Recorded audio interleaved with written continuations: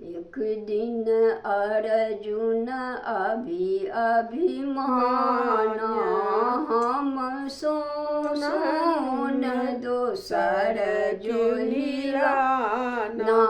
एक दिन अर्जुन कैल संग साथी कर्म द्वार चलल रघुनाथी।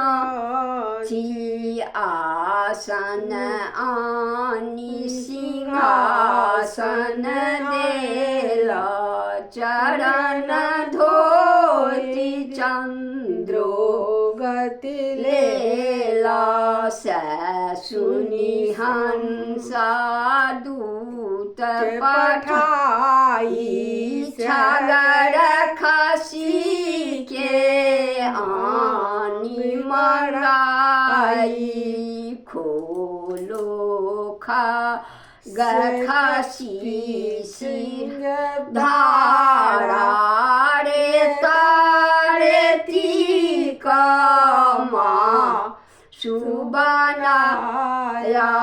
लकड़ी जड़ी गेल टाल मटौला सुन सिद्ध भेल अधिक विषेला।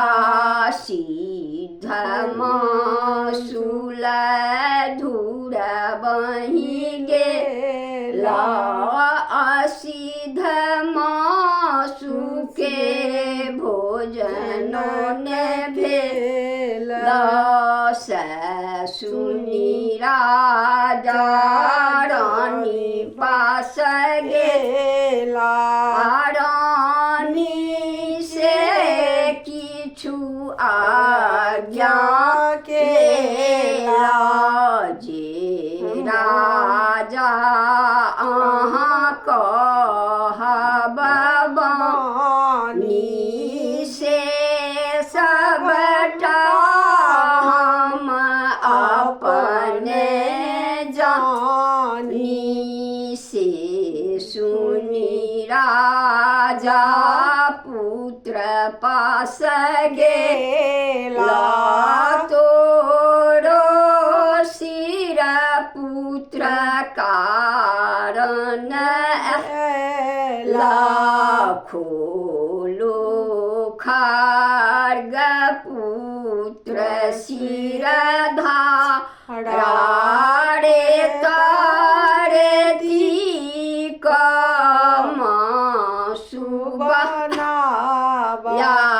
देखी नगरक लोक गेल घिनाई। पुत्रक मासु राजा कोन खाई। छत्र ध्वजा देखी आकर जला। आगे थारही सो बालक